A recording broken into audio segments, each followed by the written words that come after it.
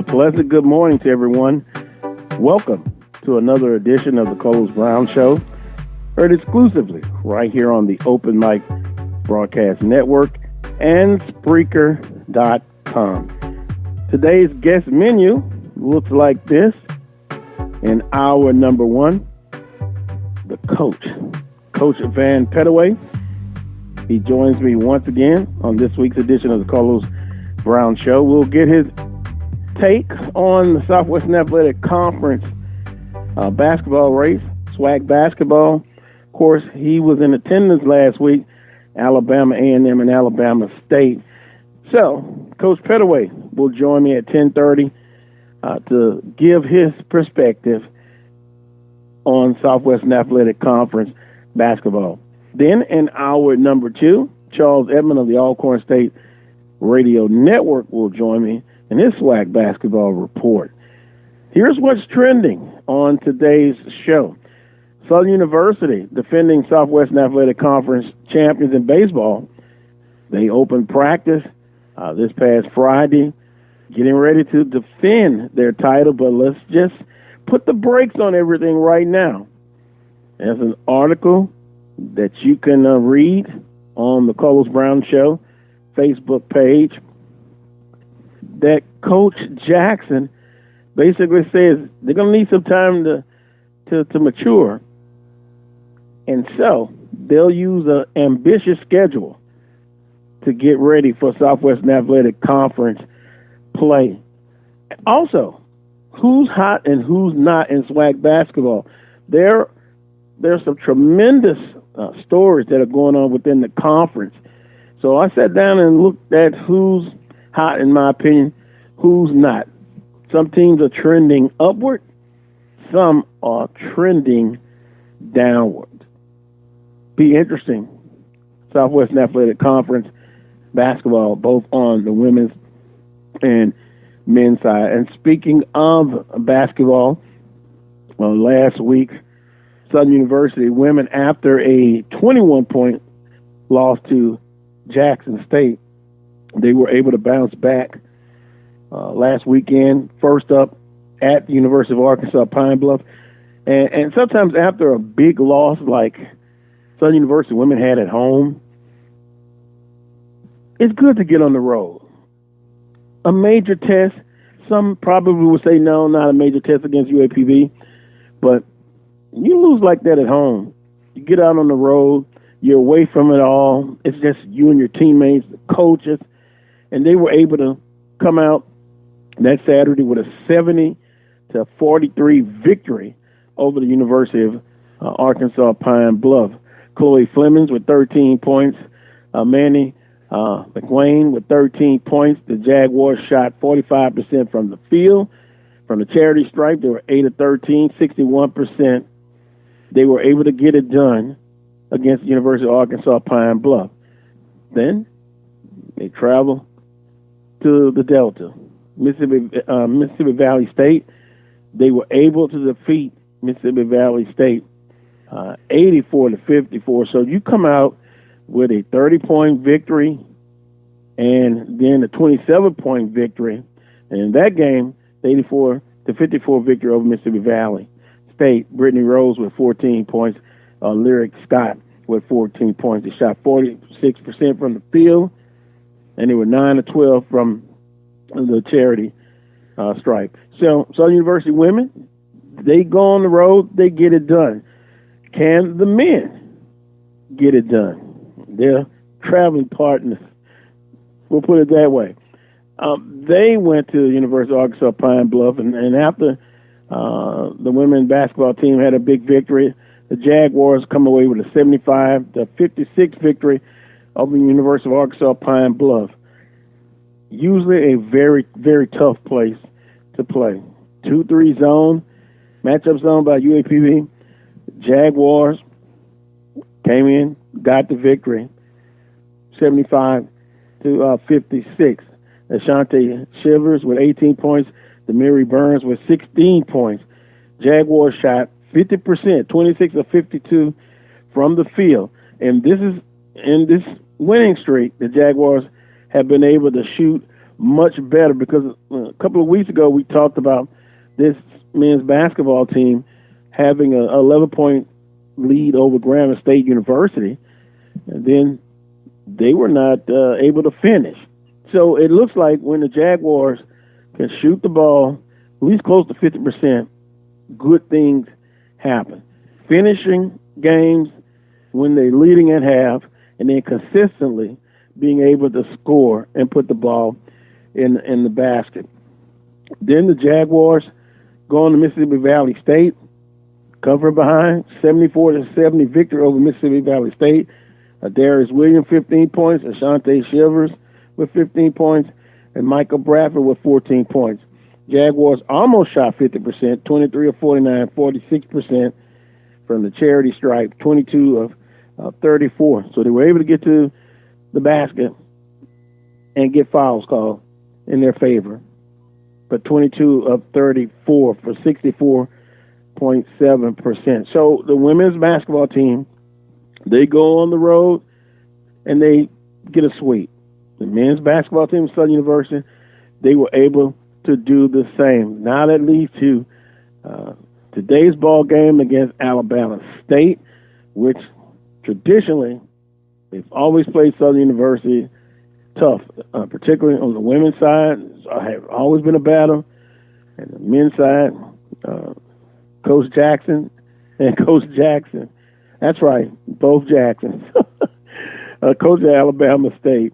They'll come in today, and then Alabama A&M will come in Monday night. So, can you believe it?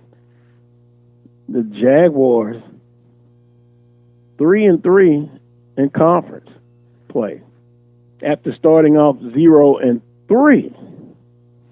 Interesting. Now, I don't want to jump up and get too happy right now because there's still a lot of basketball left to be played. This weekend will have me feeling a little bit special.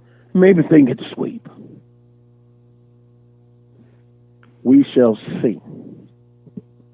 But trending up, Southern University women basketball, Southern University men's basketball, women, 2-game winning streak. Let me say hello to Dr. Michael Prince.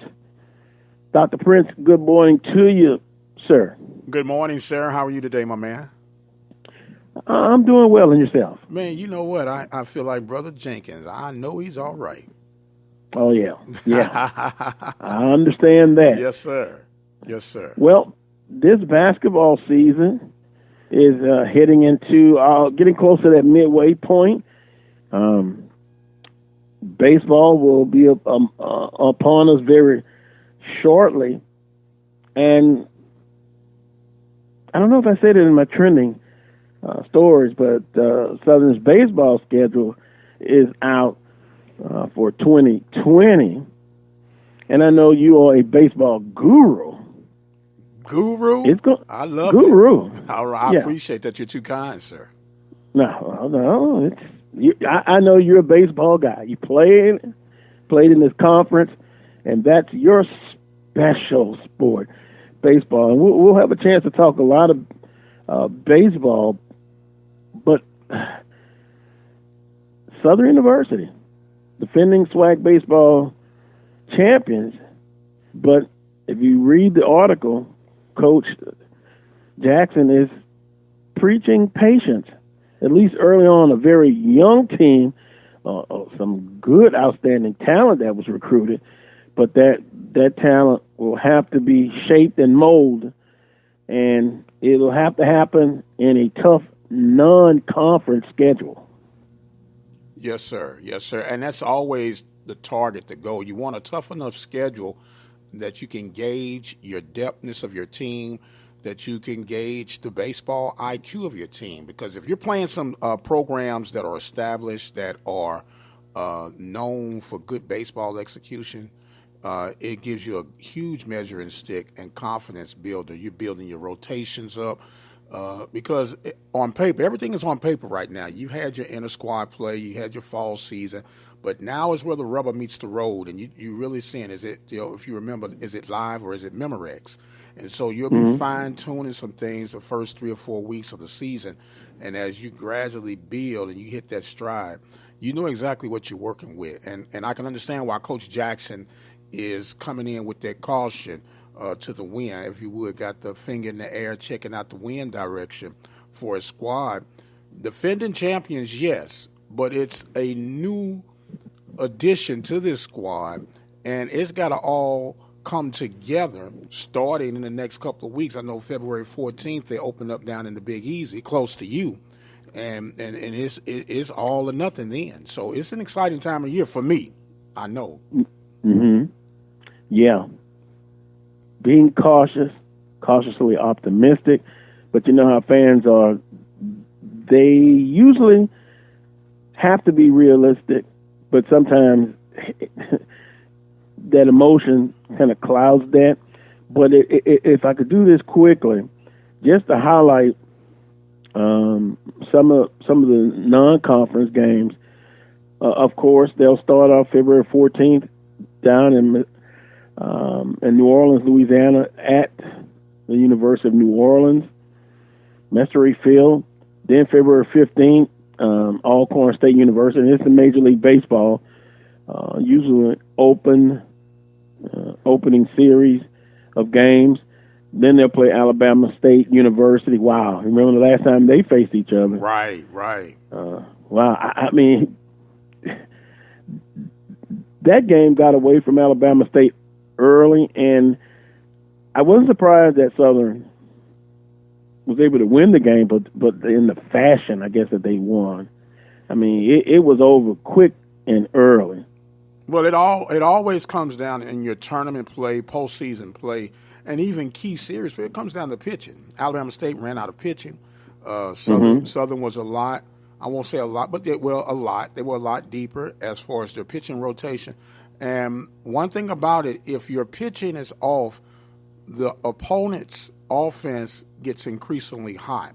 And as a result, you get 15-0 blowouts in your championship game. But I do know that Alabama State is really targeting to start off in that Andre Dawson Classic down in New Orleans as a staple game to let them know that we're back and loaded and it's going to be a different beat. So they're saying in 2020. Yeah, you're absolutely right. Andre Dawson Classic, they did rename that, not Major League Baseball, but it's presented by Major League Baseball. Yeah, man, you're all right. Yeah, tomato, it's all the same. A potato. Yo, Hakuna Matata. Yeah. and then after, now they have on the schedule Grambling State University on that same day. We'll check that out. Then February 18th at Louisiana State University. Now, you know what happened last time they played. Finney pitched Jim. Right. I think it'll be a little bit more attention paid to this game Of course. Because see, that's the thing about it. With the year that Coach Jackson had with the Jags, you're not going to sneak up and surprise anyone. You know, they say, this is his second year, that's swag baseball. But now, brother, you're not under the radar any longer. And quickly to go back to what you were saying on that Friday, the Friday opens up with double headers. They'll be using two fields, University of New Orleans field and the MLB complex in New Orleans. So there'll be an 11 o'clock start, and then there's a 3 o'clock start. And then you'll have others kind of lapping over. So it'll be two games going at the same time with all teams involved. So and usually that Saturday game will be picked up by Major League Baseball Network. I know in the past. Mm-hmm. So most of the time you've seen Southern on that Saturday. But we'll check and make sure and see and get that information out when the time comes. What games will be broadcast. LSU. I'm sorry. I just want to interject this. We're going to be carrying as many games as we can on the Open Mic Broadcast Network starting that Friday. So we're working out agreements with various broadcasting teams to get their feeds and carry them through the network. So keep your ears and eyes open as we announce the games that we'll be featuring here at the network. Okay, great deal. Good deal. LSU, February the 18th. Then SWAC MEAC Challenge. Something new. February 21st in Jackson, Mississippi. I had a listener say, boy, it would have been better in Baton Rouge. Yeah, even better. Man, look, y'all can't have everything, man. Good night. Well, baseball has just been special there in Baton Rouge. Oh, yeah. But that's not the case. It's in Jackson, Mississippi. February 21st, that Friday, Saturday, and Sunday.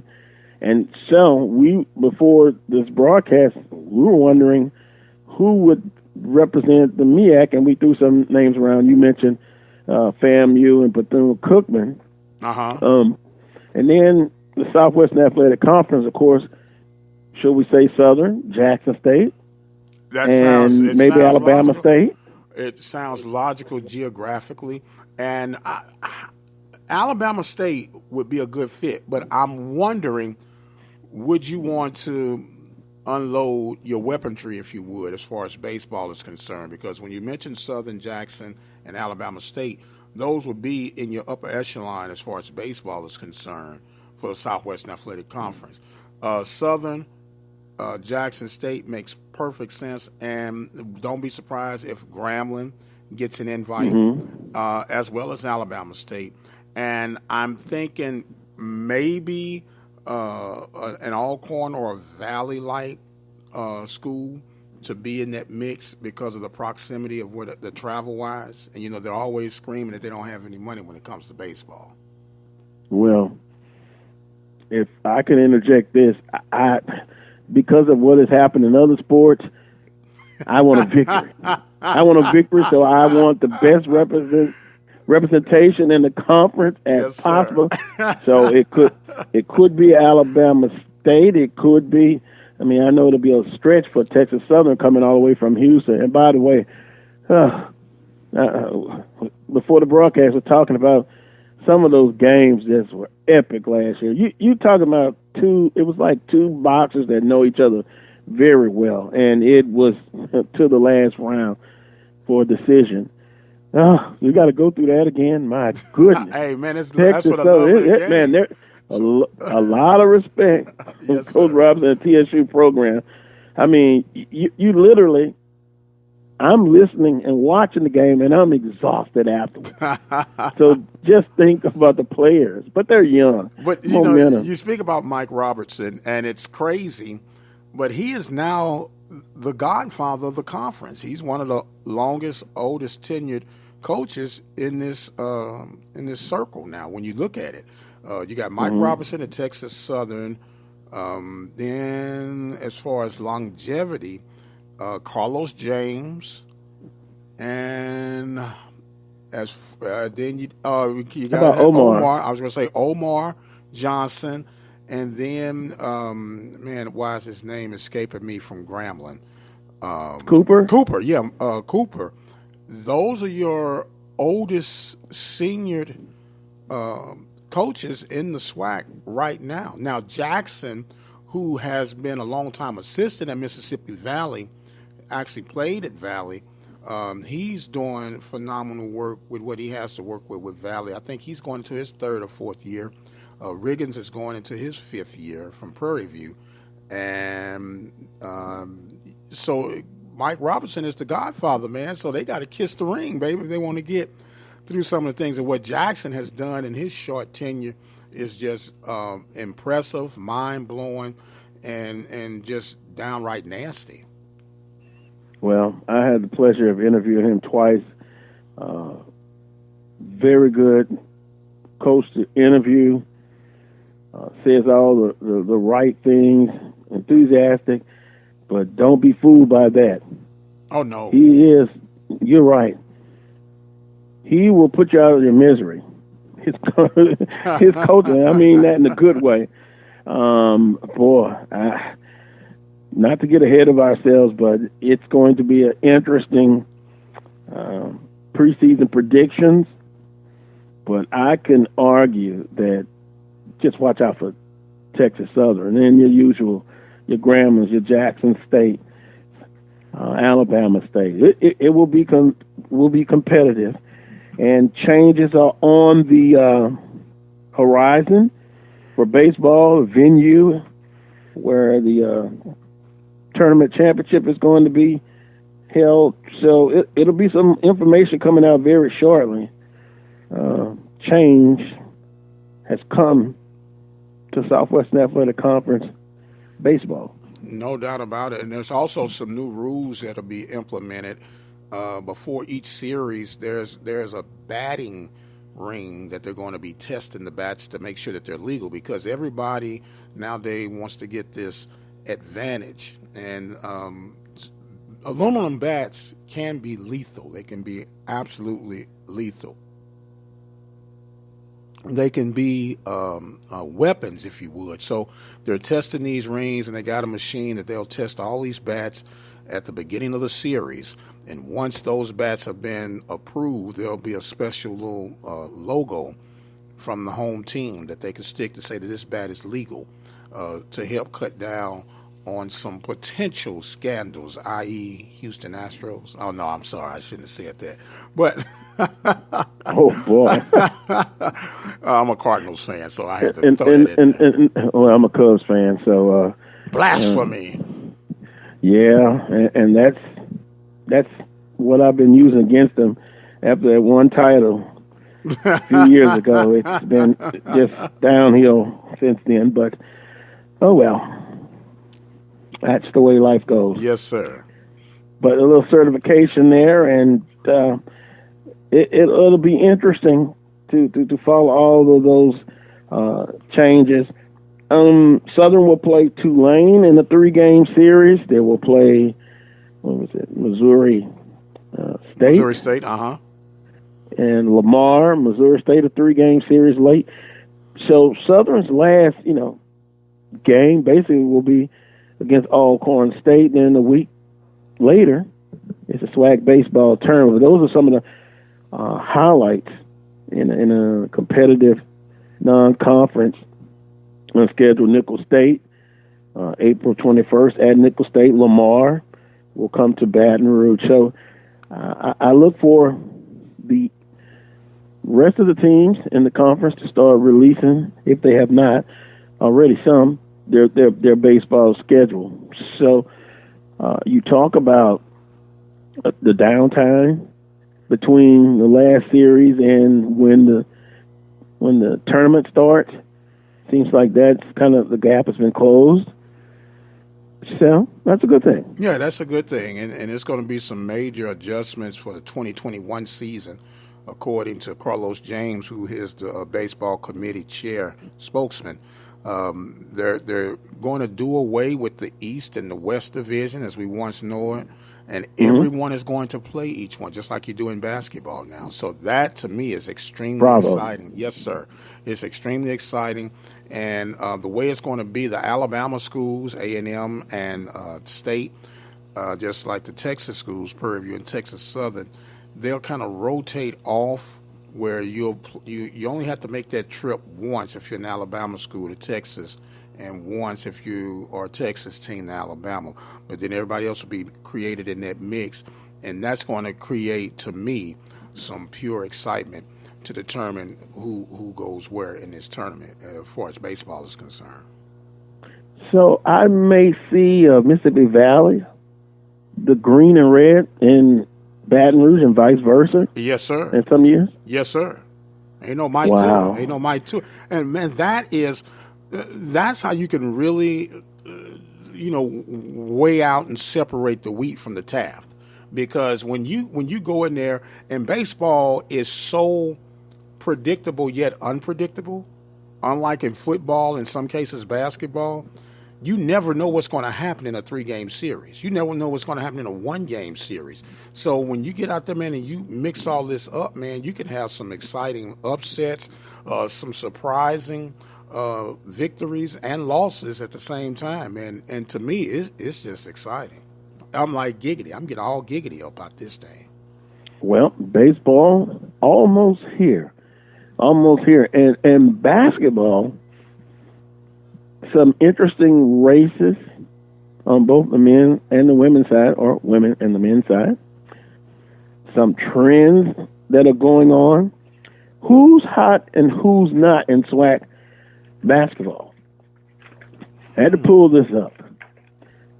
Right now, on the women's side, who's hot on a 7-game winning streak is Jackson State University.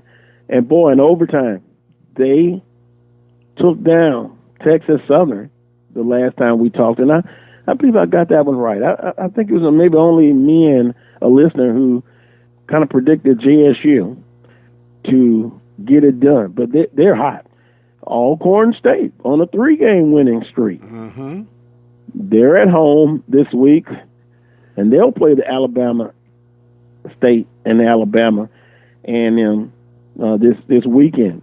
Alabama A&M on a 3-game winning streak. They're hot. And Southern University on a 2-game winning streak after that huge loss to Jackson State.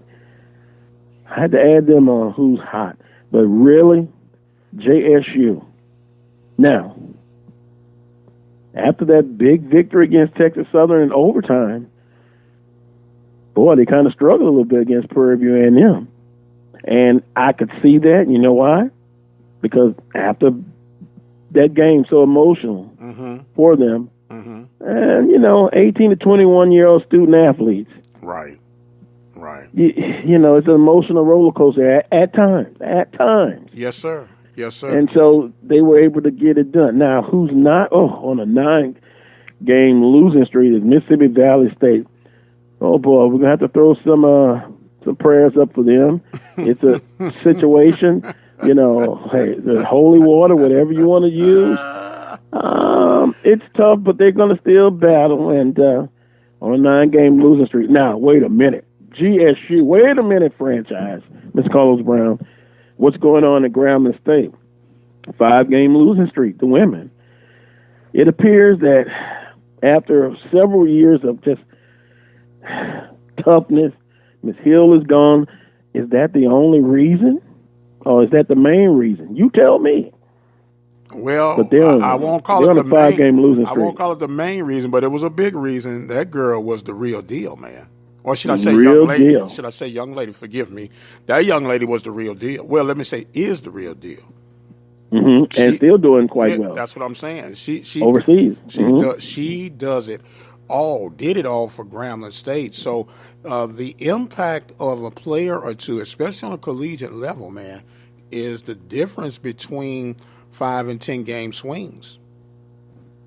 I'm serious. Wow. Yes, sir. Well, but last week, some people accused me of starting a little controversy when I said something to the effect, but you shouldn't drop that far down. It's hard to say. But that could be debatable. I understand. Could be debatable, and maybe it's just a situation, but they're on a 5-game losing streak. My goodness. Well, it's not, but you can't hit the panic just yet. When I spoke with Coach Pugh this week for the show, right? Not where they want to be, but she talked out something, and she pointed out something, I should say.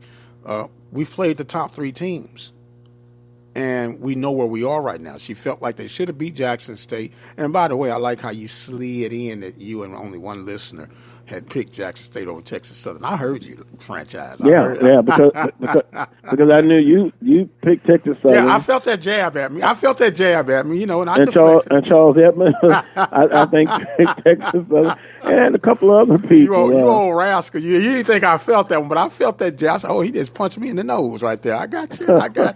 But when Coach Pugh was saying starting this weekend, Prairie View's hosting Pine Bluff and Mississippi Valley. Without her saying so, these games are coming at the perfect time.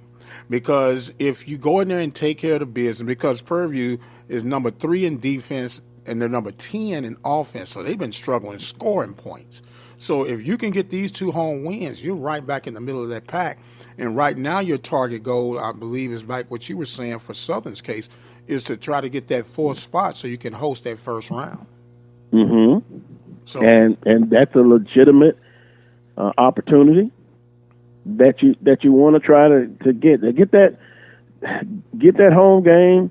You win at home, and then boom, you're in Birmingham, and hey, then you say anything could happen. The team gets hot at the right time, at the right moment, and then you win one more game, you're in the finals. Yeah, and that's the way you look at it, and maybe not this year, but I tell you what, don't give up. No, you don't give up. You fight to the end. You keep fighting, and at the end of the day, let's say if you fall short, but are you satisfied that you improved enough and you kept fighting, and you didn't give up? But GSU, back to them on a 5-game losing streak, and then Alabama State, who I said earlier, doesn't matter, they're on a 2-game losing streak. Frida Jackson, wow. Animated on the sideline, my goodness. Reminds me of Shirley Walker. Oh, yeah. Just animated and never still in his coaching, fussing, preaching, all 3 adjectives. That's what you're going to see. And traditionally, they've come in and given Southern fits, but this is an opportunity for Southern University this weekend. Let me move quickly. On the men's side, who's hot? Now, I got Texas Southern on this list. They're on a 3-game winning streak, but let's make mention of Alcorn State on a 3-game winning streak and Southern University. And guess what? To me, Southern University, this Saturday and Monday, let's see if you can go out and defend home court. Then you're looking at a 5-game win streak after starting 0-3. And albeit I'm going to use the same analogy. Texas Southern, you lose by 9. Prairie View, you lose by 10. And just think about it, folks.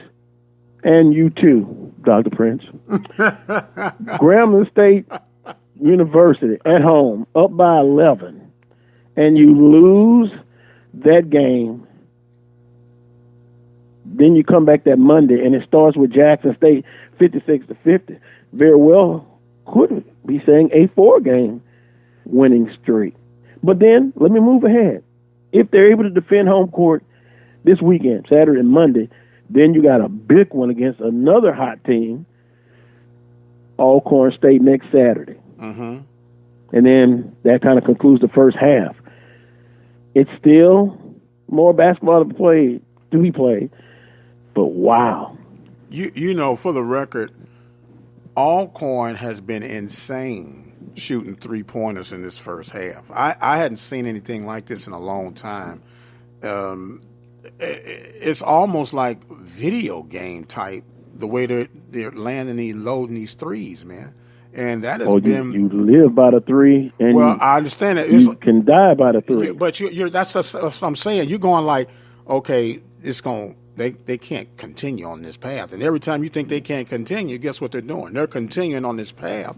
And you're wondering, is this a bad flight waiting to happen? Because we do know when it gets cold from out there at that 3-point range. But right now, man, they are on fire. Well, yeah, let's see. They go to Houston. They're unconscious from 3. Right. Behind the arc. They defeat Texas Southern. Right. Then they blow out Grambling State, which, by the way, they're going to be on my list again on the men's side. Who's not? I'll give you that. But let me, listener, you can get involved. The Coles Brown Show on Facebook, on Facebook Messenger. A lot of listeners like to interact that way. Jack says Shakala Hill was basically a one-woman team, but remember, during her time at Grambling, they never won a regular season SWAC title. They won the SWAC tournament only once. Therefore, Grambling women were overrated as a team, and it's showing now. How do you feel about that? I know that may rub some people the wrong way on that one. Well, it goes back. But is it some truth to that? There is going to always be some truth to that, and that's what makes sport talk, because everybody sees things from their lens. And when you talk about heel, I could say that, and then it would be called being a hater. Just like people call me a hater for saying Tom Brady is not the greatest quarterback of all time, but I digress. We'll talk about that later. When you talk about collegiate sports in particular, and in the case of women's basketball, and this is no knock on women's basketball, I happen to like women's basketball a lot. But when you get a dominant player, in the case of Shaquille Hill, and you got 4 other good role players with her, that's pretty much all you need. Now, the fact that they didn't win a conference title, it goes back to what we said earlier that you and I agree on. Sometimes, does it really matter if you win the conference title or not when you win the SWAC tournament games? You know what I'm saying? So yeah, but don't ask me that because I know. Look, I am behaving so far. Except I am one who do believe in the regular season does mean something. Right, but it's not rewarded in such case. But we won't get off into that. We're going back to Ms. Hill and her dominance. When you go back, if you look at, and we're going to stick with women's basketball for right now, the teams that stand out and separate themselves, they've always had that one key player that the rest of the team can ride on their backs on and say, let's go. You understand? And that's the case in Grambling's case right now. And now, so what it is, in the midst of that, you get lulled to sleep because what we talking about, 18 to 21-year-olds, right? Oh, let Hill handle it. Now, there is no Hill. They got to step up right now. Am I going to say they are that bad if we're looking at the records? Once again, I'm saying don't panic. They're growing now to see that there is life after Hill. And so how they hit this corner coming around in this second half, then you can say if they're good or bad, at least from my perspective. Yeah, well, what is a fact is they're on the 5-game losing streak. Yeah. Opinion comes in is, although they're on the 5-game losing streak, they have the opportunity to turn it around. Now, that's just my opinion, but the fact is the 5-game losing streak. On the men's side, of course, I said Texas Southern on the 3-game winning streak. Who's not? Grambling State University up on the men's side, 3-game losing streak. Well, Grambling gonna get you today, boy. Well, that's all right. The brethren from North Louisiana. JSU on a 3-game losing streak. Did it start in Baton Rouge? Losing to Southern 56-50, still more basketball to be played. And then, of course, Valley, they're not on a 2-game losing streak. But, hey, next week. Hey, man. Hey, whoa. You didn't say that Prairie View was hot. You just went all over. No, it's expected of them. It's expected of them. No. And that's why I put Texas Southern there, because they were able to defeat Prairie View. Oh, my God, man. Boy, now you just hit me with a left hook. Well, let's pull them up. I'll tell you why I did mention them, but I just want to be right. So let's put it up. Ding, ding, ding, ding. Ding, ding, ding. No, that's the women's. Okay. I just want to be right. Prairie View on a 2-game winning streak. Texas Southern 3, Alcorn 3, and Southern on a 3. So that's why they didn't make it. Okay. Moving on. but they are the defending champs, though. Right, and they're 4-1 in conference. Right. Tied with Texas Southern, but right. But we're not hot. But that's okay. You're just not as hot as the teams that got a 3-game winning streak. We're warm. We're not hot yet. We got to get hot over this weekend. And if you don't watch it, because of you, they may not get mentioned next week. No, just kidding. But they're the defending champions, regular season and tournament. They're in first place, at least tied with Texas Southern. And if we look and somebody say, we're waiting to hear the top 3.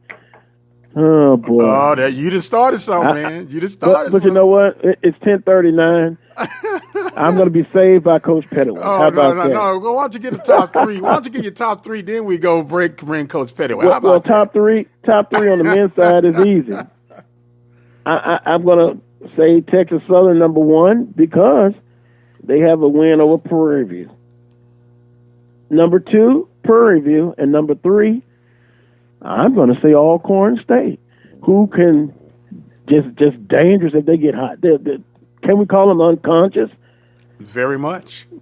From 3 point behind the arc, and on the women's side, oh wow, that's a little bit easier to me. Well, it's opinion based.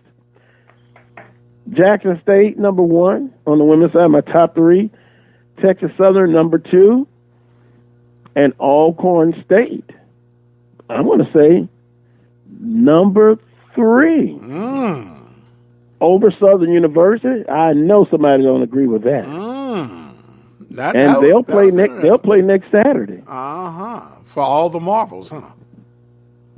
Well, not for all the marbles, but for your top positioning. 3. For your top 3 marbles, yeah. But I'm sure if you disagree, drop your top 3 on the men's side and the women's side, and post it on the Carlos Brown's Show Facebook page of Messenger. Let me get a quick comment in. Derek says, even when the shots stop falling, got to rebound and defend, and the Braves are doing that well.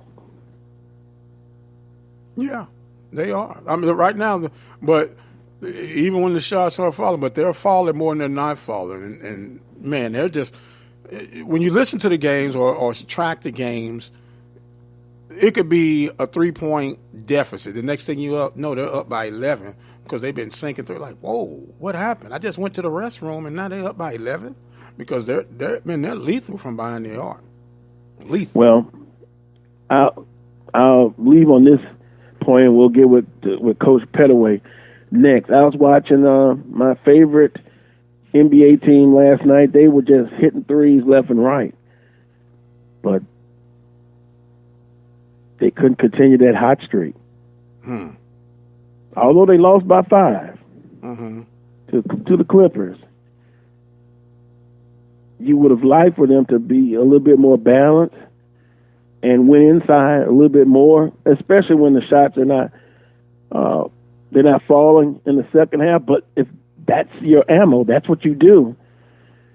You got to give them credit at least on that part. Yeah. They kept firing them up from behind the arc. So, which team on both the women's and men's side will improve, get better if you're on top? Is there anywhere else to go for Jackson State? Can they continue this streak on a 7-game winning streak? Talking about on the women's side, 6-0. Texas Southern right behind them. Alcorn State 4-2, Southern 4-2, and Alabama A&M on a 3-game winning streak, 3-2. Boy, they're at Alcorn State today. We'll take a timeout. When I come back, I'll visit with the coach, Coach Van Pettaway, former men's basketball coach at Alabama A&M. He joins me next. You're listening to the Carlos Brown Show on the Open Mic Broadcast Network and Spreaker.com. I present to you 3 of the fiercest subjects ever assembled in the cage of doom. First, the brain-wrenching behemoth, Algebra 2, weighing in at a mind-boggling 800 pounds. Foreign languages! The multilingual international sensation capable of tossing you clear across the Atlantic. And finally, biology. More ferocious than formaldehyde, she'll dissect you 1 chromosome at a time. Who among you will step up to their challenge? Yeah, I'll do it. Me too. I'm in. Sign me up. Take on the tough classes now. You need them to prepare for college. Find out which classes you need at knowhowtogo.org. Brought to you by the American Council on Education, Lumina Foundation for Education, and the Ad Council. One voice. It can get the point across, but it only carries so far. Add a voice. It's richer, louder, but that has limits too. Add a third voice, it's even more powerful. Add another, and many, many more, and we are stronger than ever. That's the power of a community coalition. They help community groups, faith groups, civic organizations, PTAs, employers, and many others in your community organize their resources and focus them where they're needed most, like fighting to keep kids away from drugs. Ask a group that you belong to if they should belong to a community coalition. It's easy to get involved. Visit helpyourcommunity.org and they'll tell you exactly how your group can help. That's helpyourcommunity.org, because you get more when we get together. Brought to you by the Office of National Drug Control Policy and the Ad Council.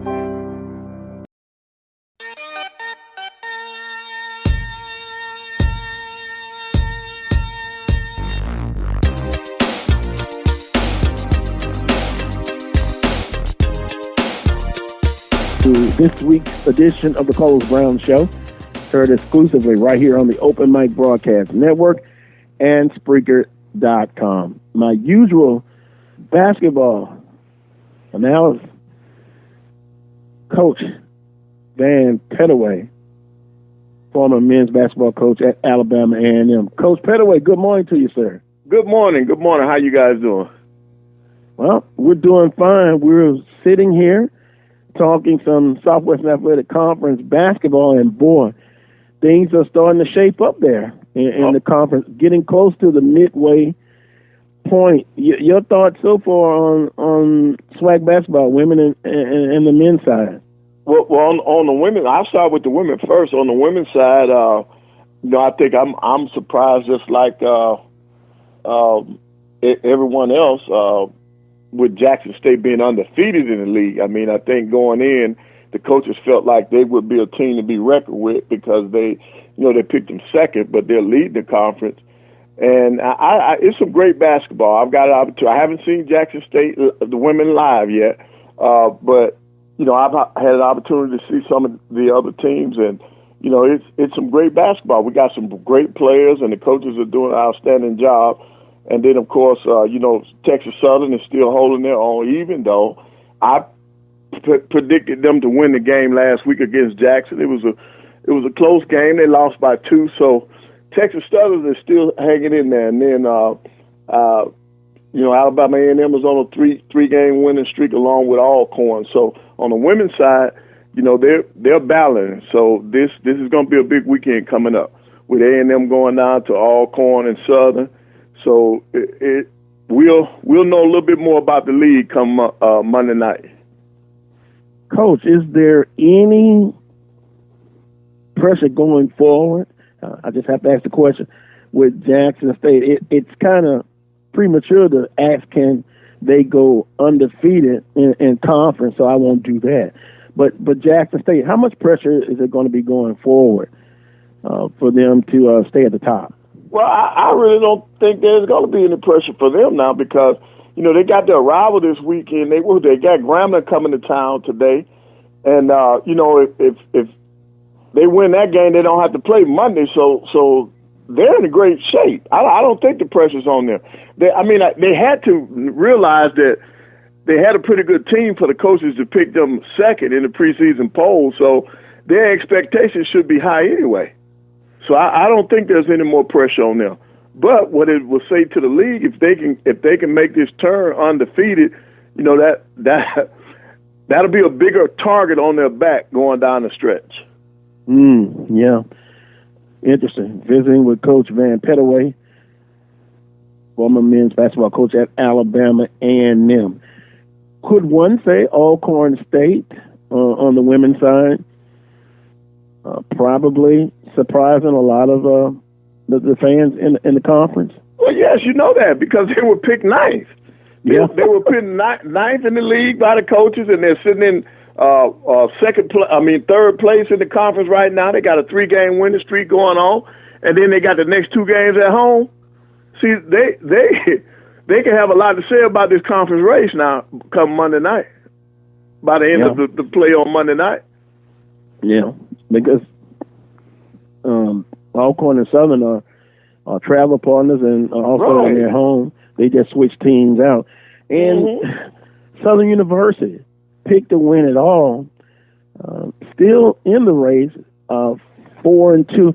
I wonder what that 21-point loss to Jackson State at home did for Southern University.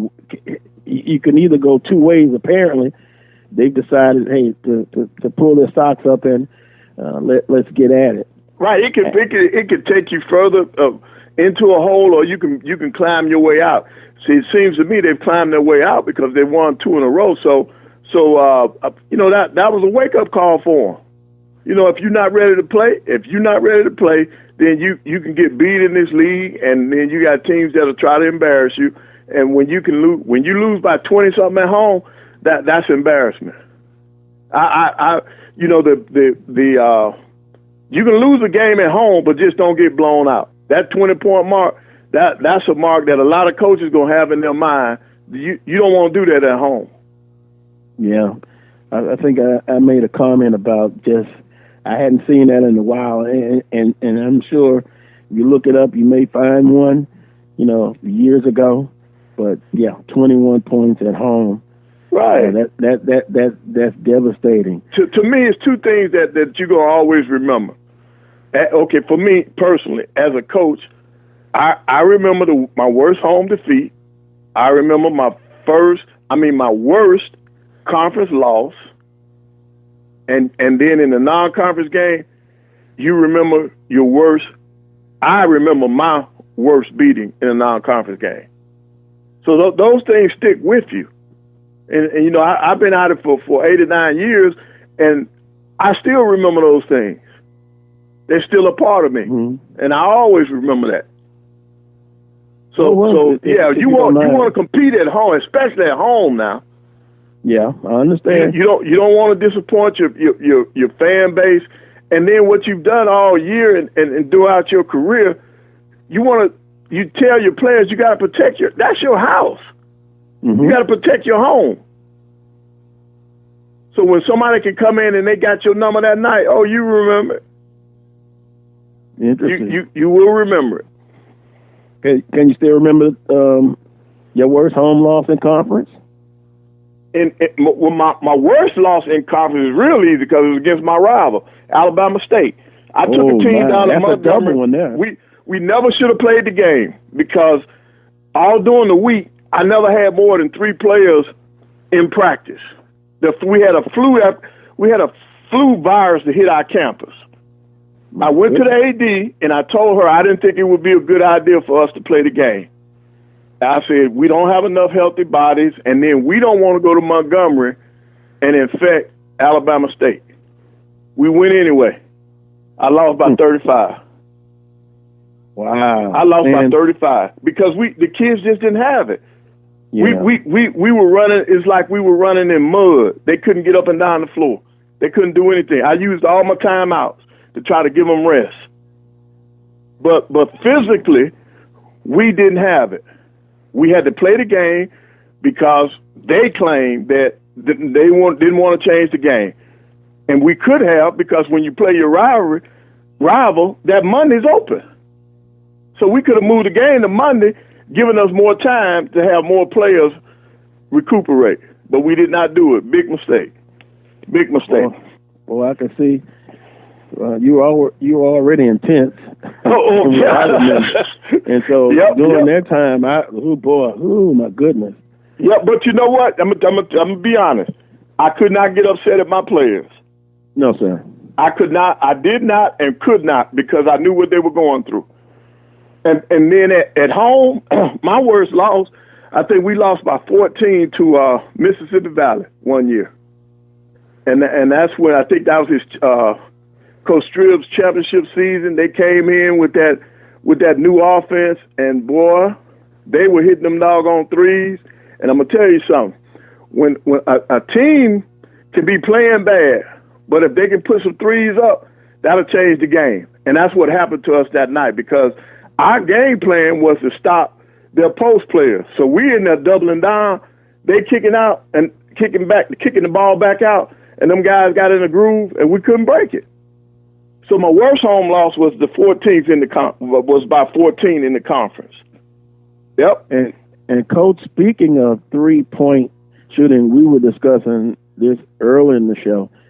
Alcorn State, they just been unconscious from shooting threes, and they've done some other things well. They're high in the rankings as well. The old adage is you win by the three and you can die by the three. But when a team can hit 3-pointers at that rate, they're never really out of a basketball game. That's true. Man, that 3-point shot will put fear in your heart, because if another team gets on the roll, man, it's tough. It's tough defending that. It is tough defending that. Yeah. Well, I guess I'm gonna be a believer. Next Saturday, Alcorn is gonna come to the Every Clark Activity Center, and I'll get a chance to see them. Hopefully, they're not unconscious and on fire from behind the arc, but they've defeated Grambling State by a big margin. They went into Houston and defeated Texas Southern. But they've also had some, disappointing losses. Right. And so speaking of that, we were just talking about on the women's side. On the men's side, I guess it's still Prairie View, Texas Southern, and the team we were just talking about, Alcorn State. But Grambling State, wow, 3-game losing streak. Right. And that's probably the biggest disappointment on that and Jackson State are probably the two biggest disappointment on the men's side, because coming into the season, the expectations were a little higher for both teams. But when you get an upstart like Alcorn, who was picked 9th on the men's side now, that just like their women, they picked 9th, but they're playing well. They're playing well, and that's what makes the beauty of basketball and conference play. You never know what's going to happen. And then on the men's side, you still got 3 teams that are on a streak right now. Southern has won 3 in a row. Alcorn has won 3 in a row. Texas Southern has won 3 in a row. So you got some teams on the uptick, and then you can't leave out Prairie View, even though they've only won 2 in a row. That's still a streak, and they're still leading the conference. And I know they got confidence because they won the thing last year. So they're still in a good place, and this race is a long ways from being over, and this is going to be a big weekend. A very big weekend. Visiting with Coach Van Pettaway, former men's basketball coach at Alabama A&M. Specifically, Southern University on a 3-game winning streak had Grambling State down by 11. Lost that ball game. It just seems the question that I had about Southern University was offensively being more consistent and being able to finish games. After this weekend, if they can hold home court, they'll be in good shape. Should Southern University fans feel feel a little bit better or better? Right. Remember last week I said don't give up on him yet because it was too early. Mm-hmm. He plays the kind of offense and he's got the kind of defense that those kids can get on a roll. And this weekend is going to be big. Southern has the whole home court. They got to be able to win those 2 games. They do that. They in the thick of it. They're in the thick of it. With Alabama State and the A&M coming to town, they got to win those games. Now, when they face Coach Alabama State, what will they see? A traditional Alabama State men's basketball team, or a team that's kind of struggling this year in conference play? Well, look, they may have been struggling in the other game. They didn't struggle against Alabama A&M. They were so doggone physical. Man, I was there and I was like, wait a minute, am I at the wrong game? Is this a football game or a basketball game? Bama State let me tell you something now. If Bama State plays as physical today against Southern as they did against Alabama A&M, Southern's in trouble. Because I'm serious now. That was a very physical game. Now, I've been preaching the last 3 or 4 years that the most physical team I've seen in the SWAC has been Jackson State, right? Mm-hmm. Forget Jackson State. If Alabama State plays like that man, that was awesome basketball now. It was a great game plan. And it was, and I'm going to be honest, I got a chance to interview Coach Jackson before the game.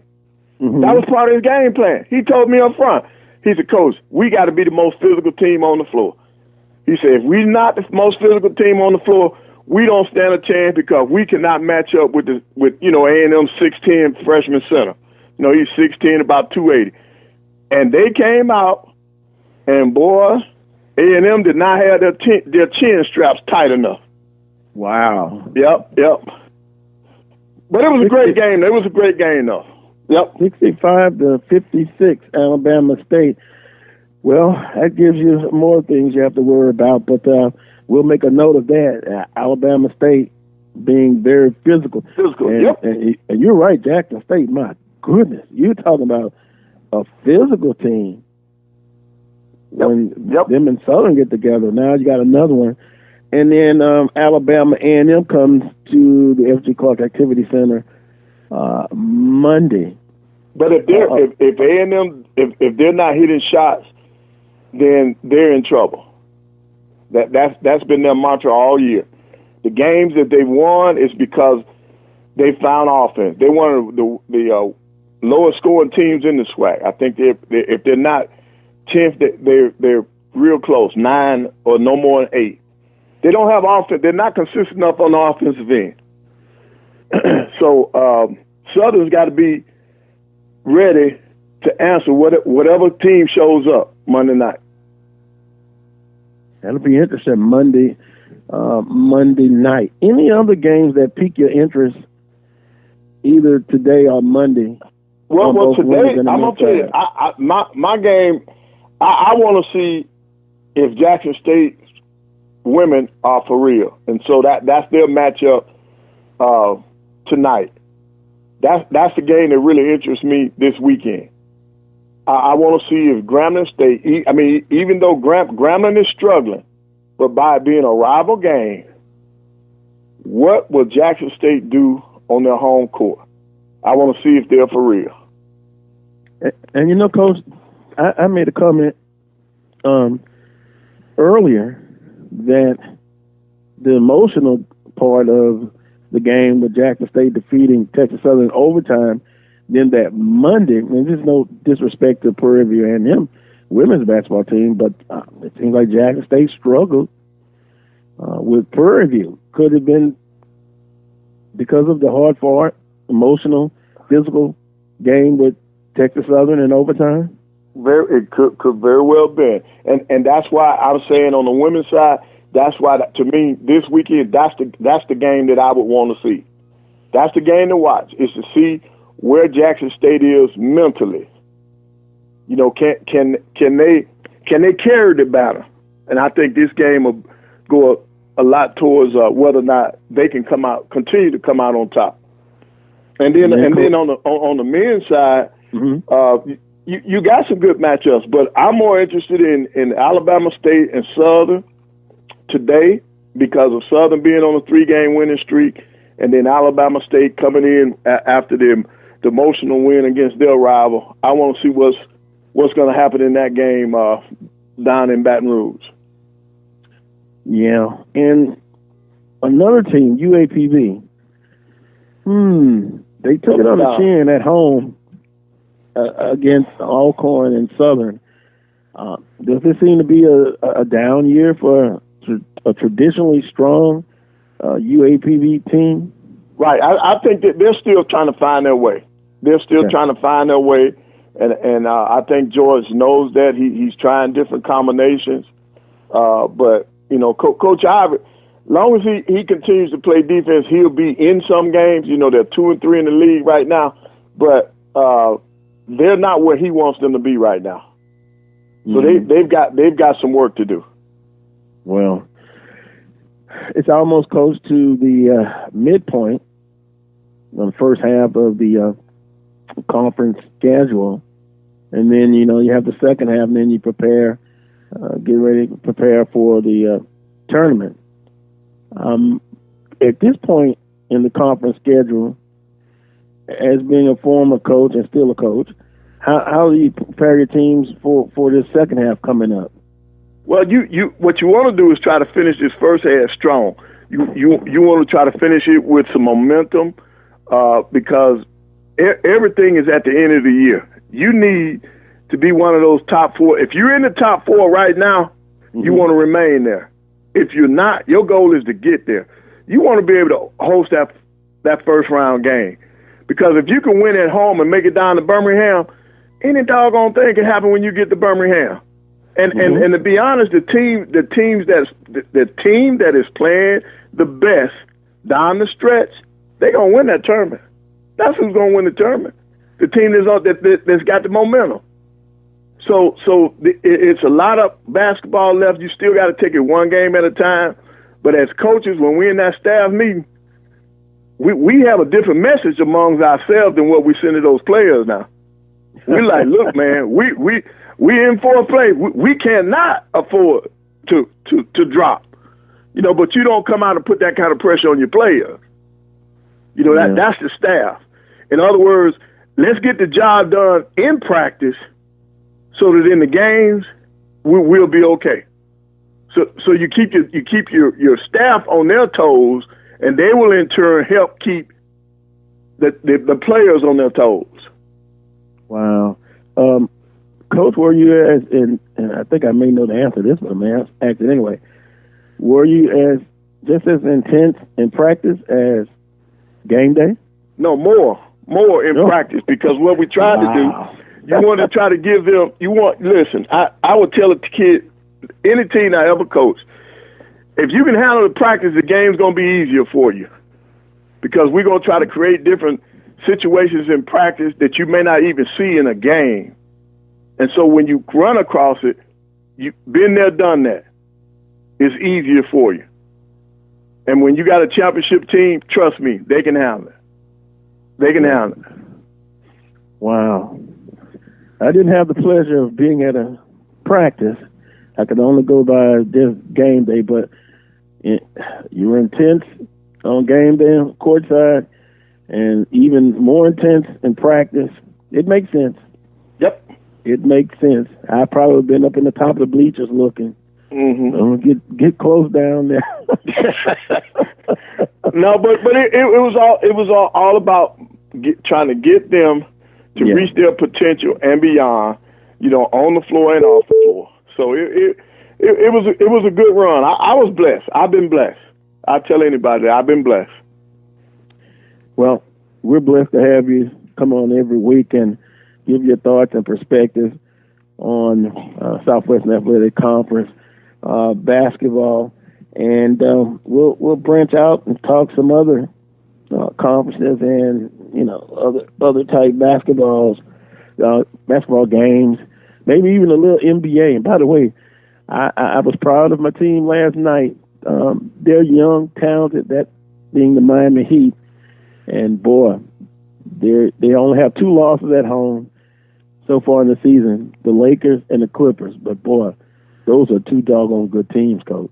Right. Look, let me tell you something now. Miami is to me is a surprise team of the NBA, because a lot of people didn't pick them to be where they are now, and they're playing some great basketball.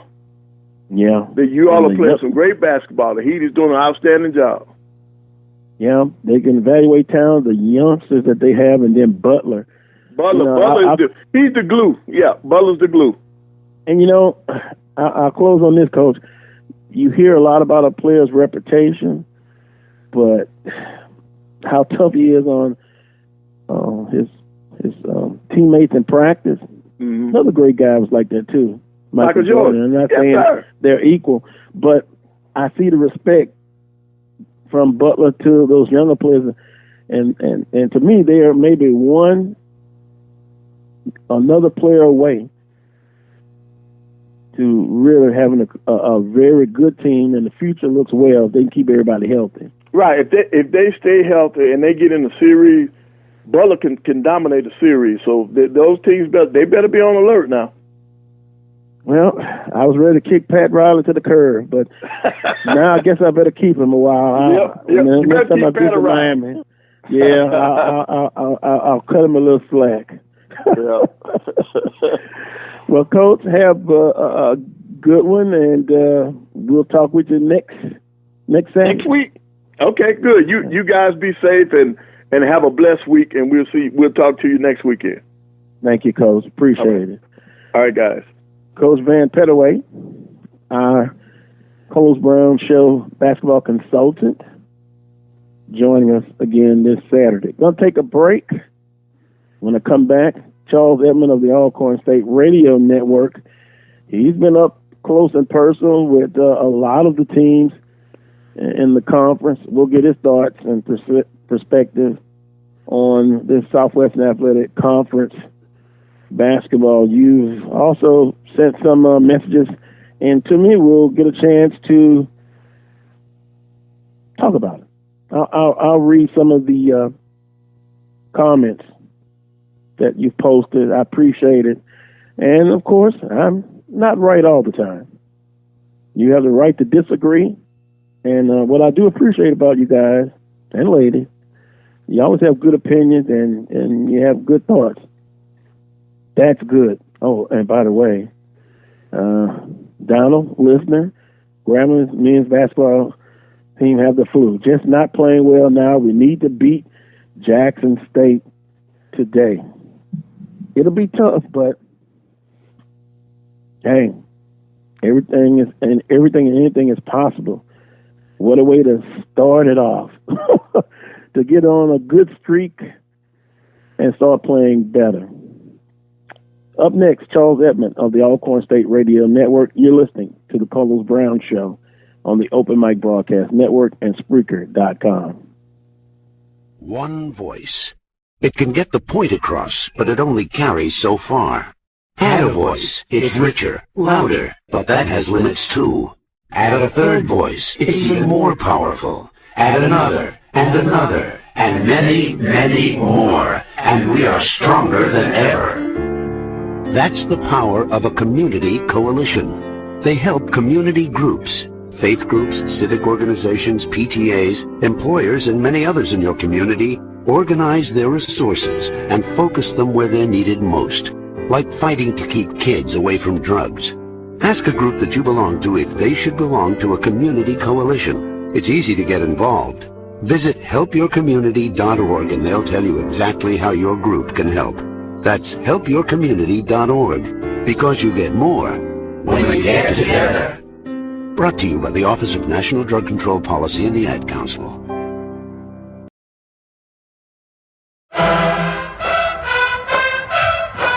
This is Al Wash with ALW Entertainment, the promoter of the State Fair Classic, and I want y'all to keep your dial because I listen to the Open Mic Network every day. Keep the dial locked in.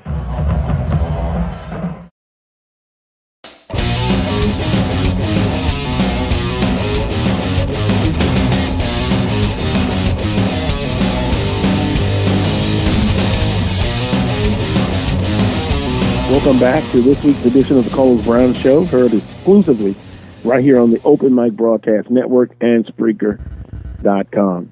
My guest right now, Charles Edmond of the Alcorn State Radio Network. Charles, good morning to you, sir. Good morning, good morning, good morning. You sound like a happy camper. I wonder why. You know, y'all got a new nickname, Unconscious. Because of the 3-point shot that's right now working for you, Alcorn State.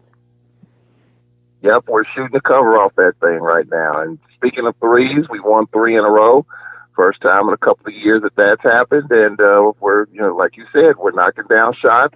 We're defending a little bit better. So right now, Braves basketball in a good place, but you could all come crashing down here at home. This is a different kind of theme. I don't know if anyone recognized this, and I posted it on social media. The road teams last week were 9-0. That's now right. One home team won last Saturday or Monday. Everybody lost. So now we're at home. So now we're on the other end of that spectrum, and we hope to break that trend as well as Southern University as they're riding a 3-game winning streak. Who would have thunk it? That's right, thunk it. Who would have thunk it that if things go the way, hopefully, the home teams do well next Saturday, correct?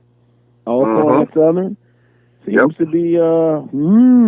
What a way to end the first half of the conference schedule. Two teams that, well, let me not say two. Let me just speak for Southern University, starting 0-3, and depends on what happens today and Monday, and then next Saturday they finishing up a 3-game home streak. Wow. Could you possibly be thinking? No, don't think it. Don't think it. Could you possibly be thinking that Southern could possibly be 6-3? Possibly, yeah. I think Southern. Maybe I'm getting too excited. Maybe I better just calm it down a bit. Well, I mean, you got to look at these two teams here, Bama State and A&M. I mean, clearly, I think Alabama State has struggled. A&M was playing well until last Saturday when they lost to Bama State. So it's not going to be easy, especially here. I mean, we're going to be looking at a ticked-off A&M team that lost to their number one rival in Bama State, and they were playing well up until last Saturday. Both teams were off on Monday, and you always catch those teams after they're off that Monday with a little bit more spunk, a little bit more fire. But here for Southern University, they've got the same spunk and fire because they've won 3 straight. They kind of salvaged the first half of their season. I mean, they were looking at 0-4, and if they were 0-4, they were going to be in trouble. But they found a way to beat Jackson State, and that kind of propelled them. We were 1-2 after losing to Jackson State, and then facing a Grambling team that was undefeated. We kind of salvaged our bacon the first half of the season by beating Grambling, and that propelled us to a 3-game winning streak.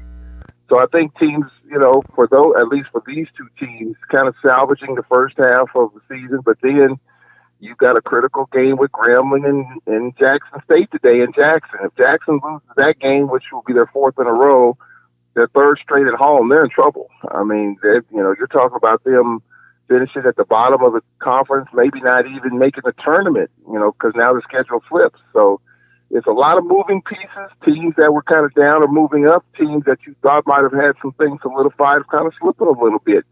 And I said it at the start. I think this SWAC men's race is wide open. It's going to be very interesting to follow the race as it goes on. It really is. Sometimes you can expect the unexpected. Sometimes the teams that you believe they will do well, they'll be consistent and they'll continue to do well. But which team can maybe survive some adversity? But last week, we haven't had a chance to go over the scoring from last Saturday. So here's how it went last Saturday, January the 18th. Alcorn State over Mississippi Valley State, 81-67. It was Jackson State. Charles, don't feel bad, but I'm not going to rub it in. But I will at some point.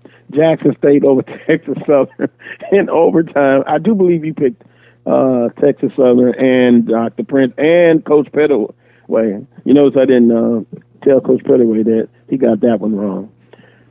I know. Well, I'm just a slick character, huh? I think, Carlos, I think I might have picked Jackson State because I think we talked about it last week how Cynthia Cooper's teams always struggle in Jackson. I think I had Jackson State.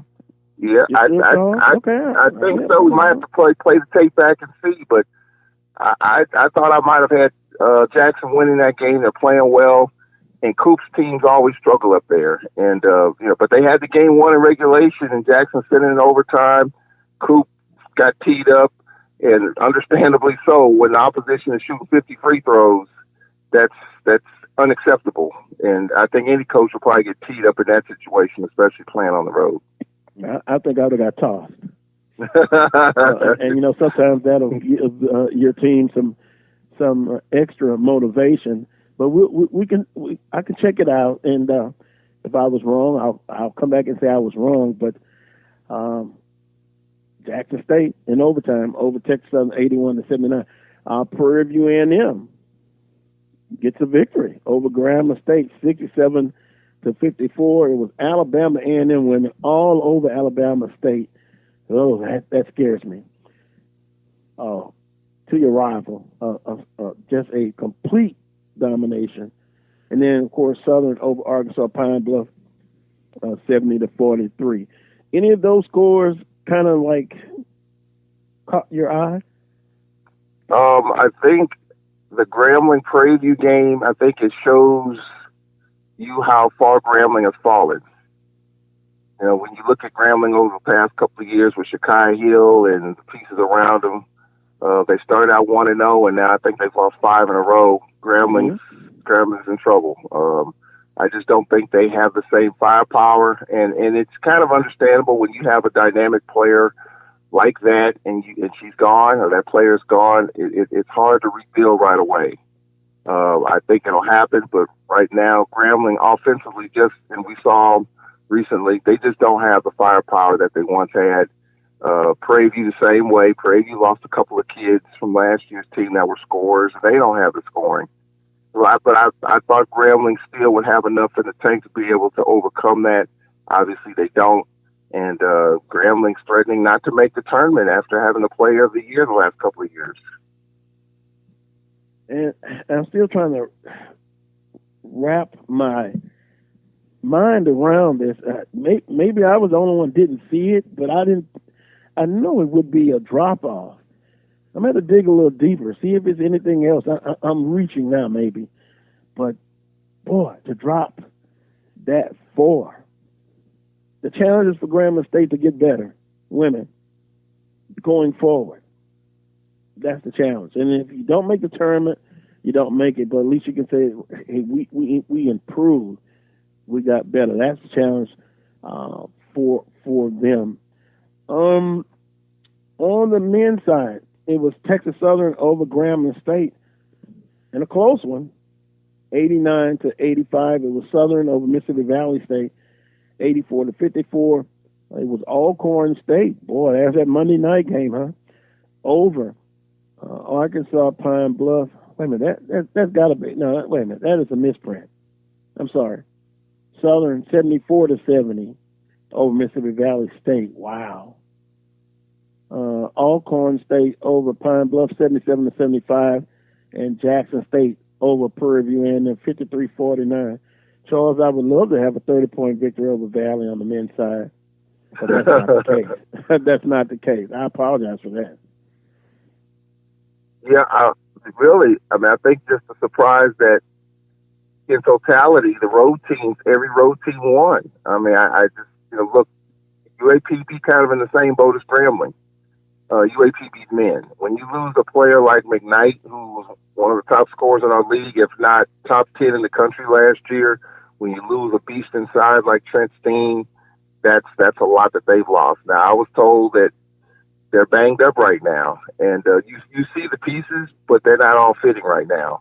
So when you have pieces that don't fit, that are banged up, and George Ivory can get the glue to put the pieces together, but right now it's just not there at this point. Kind of the same thing with Grambling's women. Do I think they'll fix it? Yeah, because George Ivory's been around this league a long time.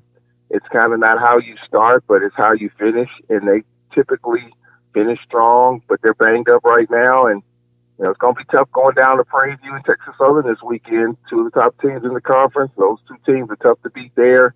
I don't expect them to come out of Texas with a victory. I think their struggle will continue. But I think, if they get healthier the second half of the season, they might make a run at least, making the tournament and maybe finish in the middle of the conference. Charles, we had a listener just confirmed it. Said, you picked Texas Southern, but they still love you. I did pick. Okay. Well, that's all right, but I kind of thought so. But hey, I was wrong. I'll still go back and listen to the tape, and also with Alcorn State, 2-point victory over Arkansas Pine Bluff. It just seems to me Alcorn gets up even more so depending on the opponent. Am I off base on that? Texas Southern, Grambling State at the time were pretty good. Alcorn seems to get fired up, even extra fired up when they're quote-unquote playing up. Or am I just off on that? Are you talking about the women or the men? Men, I'm sorry. Look, right now, this Braves team is shooting lights out from beyond the arc. And that's their bread and butter right now.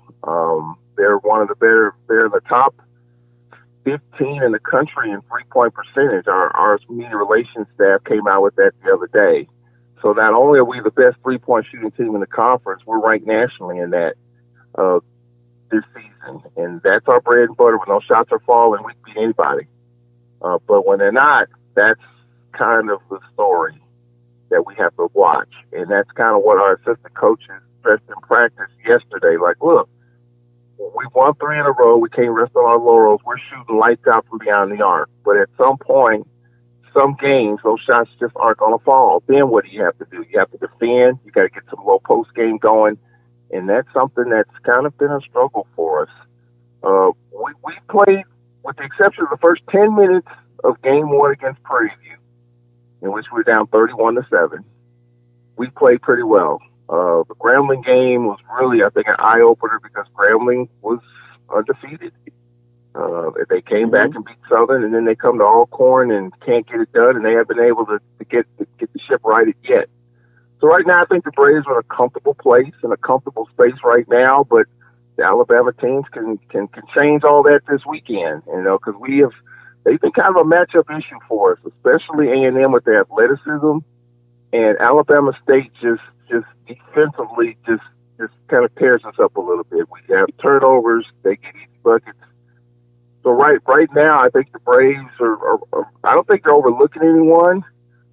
I think they understand they have to bring their A game in order to win, and right now they're bringing their A game from beyond the arc. We hope that continues, but we know some games that's not the case. And if it's not the case, what are you going to do next? And I think that's probably the bigger story for me. When the threes aren't falling, what do we do? What's our plan B, our plan C, or plan D? And I think that's the biggest story for Alcorn right now. But clearly, when you watch them, they're coming out and playing with a lot of confidence. Their heads aren't down. They're picking each other up. They're looking out for one another. And that's something we haven't had in the last few years with this team. This is just a different kind of bunch that we have here. And winning changes that. And I think you could make the same case for Southern University. Winning changes things. And, if you continue to play well, you'll continue to get more confidence. So right now, I think the Braves are in a pretty good space, but in this conference, that thing can change on a dime, and it can slip on you in a hurry. Well, you give kudos to Alcorn State because picked 9th on both the women's and the men's side, and now battling real well. And just FYI moment, Coach Pettaway talked about Alabama State. Of course, Alcorn State faces Alabama State Monday. He says you always knew Jackson State was a very physical team, and from what he saw of Alabama State, in particular with you guys shooting the threes and at home, look for Alabama State to try to be very physical in those Monday night games. But I guess it's better to be at home than to be on the road. But those Monday night games can be very difficult. But Coach Pettaway made the point of saying how physical Alabama State was last Saturday against Alabama A&M. So I'm thinking they may, along with some other things defensively, try that as far as being very physical. Today's schedule, UAPB at Prairie View, both women and men's basketball team. Grambling State at Jackson State, Alabama State at Southern, Alabama A&M at Alcorn, and Mississippi Valley State at Texas Southern. Monday, January 27th, Alabama State at Alcorn, Prairie View at Prairie View. Wait a minute, that's not right.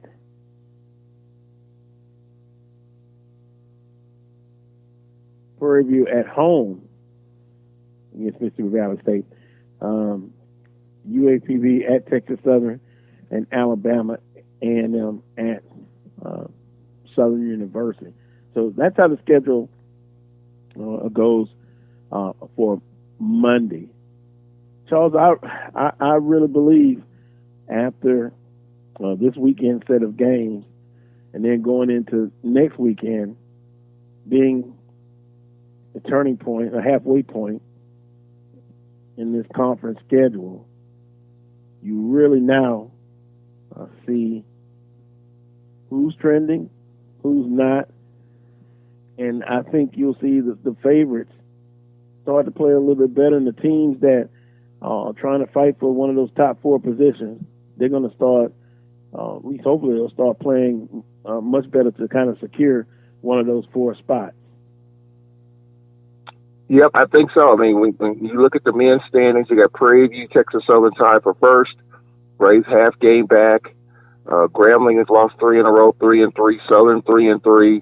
Then you got A&M and UAPB and Bama State. I do think that there'll be a little bit of separation in the middle there. I don't expect Prairie View, Texas Southern to lose at home these next couple of days. So I think they'll probably be both will be 6-1. And then what are the Braves going to do? What's Grambling going to do? What's Southern going to do over the next couple of days?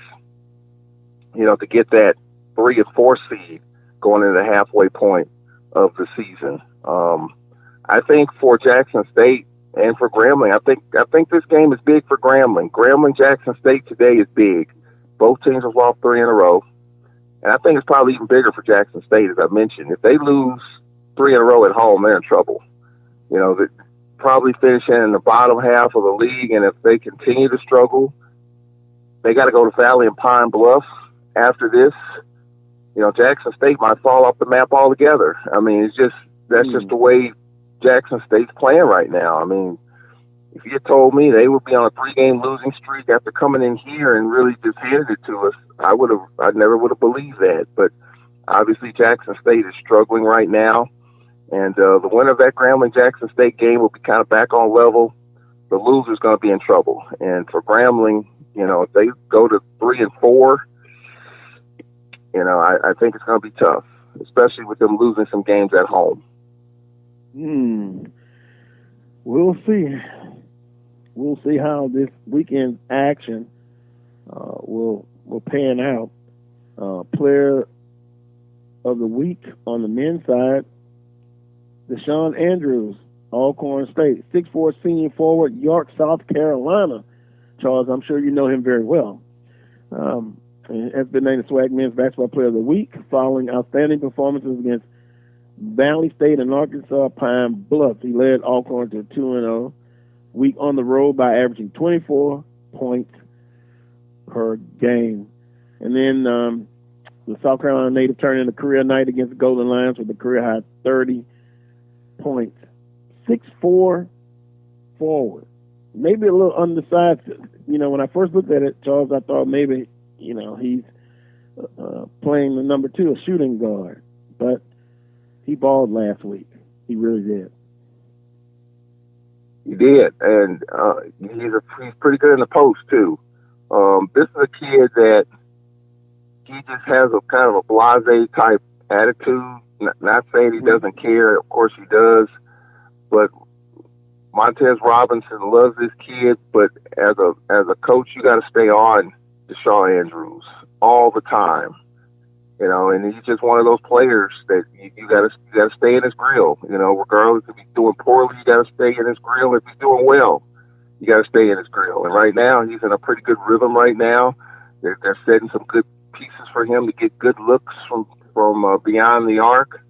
And you know, he's playing really well right now. But you know, he can't rest on his laurels, and the coaches aren't going to allow him to. So he's just one of those kids. You know, you think.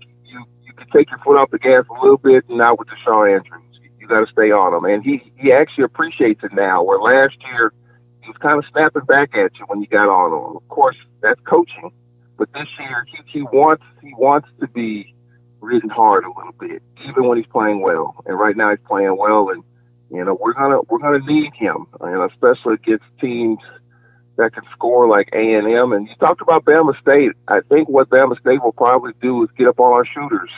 You talk about their physicality, their guards. They got some big guards. And I think they're going to push up on our shooters to make the 3 points, just like Jackson State did, to try to make it a little tougher for us from beyond the arc. During this 3-game streak, we've had some pretty good looks. Teams are really defending the 3-point line like Jackson State has. But I do think A&M and I do think Bama State will probably try to do it. And if we continue to knock down those shots, then they'll have to change their defense a little bit. But we'll see which wheel wins out these next couple of days. Well, Alcorn State went 2 for 2. Curtis Clark, is that how you pronounce it? Curtis. Okay. 5'8" guard, Natchez, Mississippi. Junior guard Clark has been named Southwestern Athletic Conference Women's Basketball Player of the Week after her impressive efforts over this past week of play. The Natchez, Mississippi native recorded a career high of 23 points and 9 field goals in a come-from-behind victory over Arkansas Pine Bluff. She went 15 of 22, 68% from the floor, while averaging 19 points, 4 rebounds, and 2 steals to help the Lady Braves extend its winning streak to 3 games. Now, Charles, if we put on the AD hat, let's say, for the record, both coaches in the last year of their contracts for Alcorn State? Yes. Okay. Oh, boy, I love these kind of situations because I'm not an AD. I like to play the role. Let's just say, hypothetically, Alcorn State women and men finish in the top 3 when it's all said and done. How do you reward, or do you reward these coaches with an extension? First of all, if I'm Derek Horn, I'm setting the parameters right now. I'm crunching numbers now for a contract extension to be presented somewhere down towards the end of the season. Typically, these contract negotiations when you read about them, it's typically been in the works for weeks. Mm-hmm. So right now, the way this team is playing right now, last year the deal, I would start working through the parameters now, and I would say probably a 2-year deal would be nice.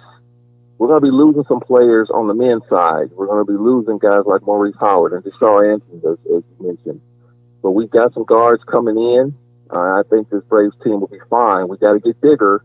We got to get more production out of our bigs. One of our bigs is out. Devon Brewer with a dislocated finger is going to be out for another couple of weeks, if not longer than that. We got to get bigger. Got to get better production in the post. But clearly, this team, the men, barely made the tournament last year. If it wasn't for Valley loss to Grambling, second to last game of the regular season, we probably wouldn't have made the tournament because Valley had the tiebreaker. But we made the tournament, bottom line. But if we go from 8th to 4th, clearly you have to look at a 2-year extension. For the girls, we didn't make the tournament last year. So if you go from 9th to, the same situation. Lady Braves continue to play well, they'll be hosting a first-round game. You go from 9th to 4th or 3rd, same thing. 2-year extension. And the Lady Braves are young. The Lady Braves have, a lot of juniors, sophomores. Diamond Hall's a sophomore. You talk about Curtis Clark. She was hurt when we recruited her. And Courtney Pruitt, wowed her to come. And you see what she's done. So she's got a bright future. There's no doubt that if both programs continue to win, both coaches have made adjustments in their staff to get the maximum out of the players. Clearly, if I'm Derek Horn, I'm getting an extension ready now to present to them towards the end of the season, probably a 2-year extension. And then if they build on that, you extend that even more. The most is 4, but I think a 2-year is a pretty good number just to see where things are with this program at this point. You feel good right now about where the program is considering what it hasn't done over the years. So I think a 2-year extension is fair enough on all sides. Charles, I was worried for a minute. I thought you were going to say a 4. Because you have been known to be very liberal. Yes, I said liberal. With contract extensions. But you know what? For once, I think we are in agreement on an extension. Can you believe that? That's just hypothetical. Yeah, 2 years. Yeah, I can see that. Especially for Robinson. His first year, second year? And you had, what's the big kid from Louisiana that got hurt? And I think that just robbed that particular team of doing even probably better. And then it seems like in the middle, a couple of years after that, not so good. And then this year, again, if it plays out. Now, I don't think if they tank, well, tank's not a good word, but if disaster strikes and then they plummet, which it doesn't seem like it would be, you're still solid with a 2-year extension for both coaches. That's your final answer, correct? Yeah. I mean, you have to step back and look at the program where it is right now. And yes, we've had our struggles. Yes, we've been banged up. I mean, our men have been banged up the last 3 years. We haven't been healthy. And just as we talk about being healthy, we're banged up now. We got 3 guys that are out, including our number 2 center. But yet we found a way to play through that. I think Montez has done a nice job in using his staff to keep the program on level. I mean, if you just on the outside looking in and just seeing this program right now, I think it would not be, a great thing if you made a change right now. I think you have to give him a little more time, even though some people would say that he's been given enough time. Some people have said the same thing about Courtney Pruitt, that they've been given enough time. But Courtney Pruitt overhauled her staff. She has 2 brand new coaches. One was the former men's coach at Mississippi Valley, Coach Payne, who's a defensive-minded coach, and that's why the Lady Braves are defensive-minded more so than offensive-minded right now. That's why they're winning the man role, because of their defense. So I think both coaches have made the adjustments, have tweaked their programs, and have put the right pieces in place in the right situations to where you say, you know what, I feel pretty good about where this program is right now, and you want to reward that. And I hope, I mean, again, nothing's official, but if I'm the AD, if I'm Derek Horn, I'm putting the parameters in place. I'm putting a template in place to offer them an extension at the end of the season.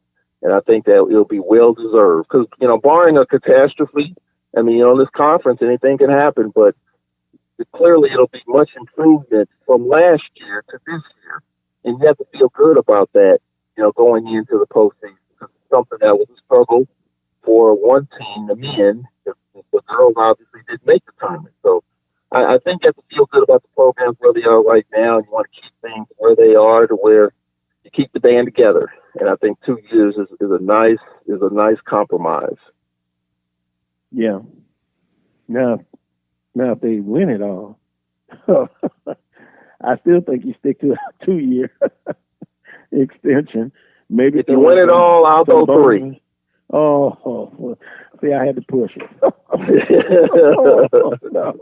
No. How about putting some a bonus there and reward them with that? Oh my goodness! But I asked, and I got the answer in your opinion. Charles, finally, baseball is fast approaching.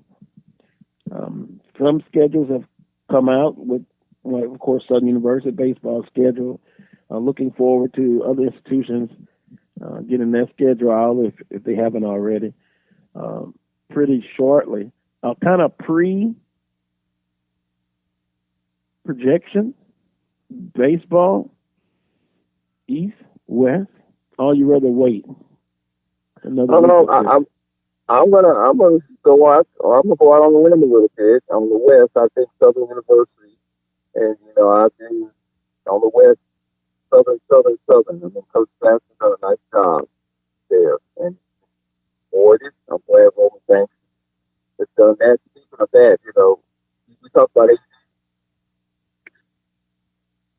Yeah.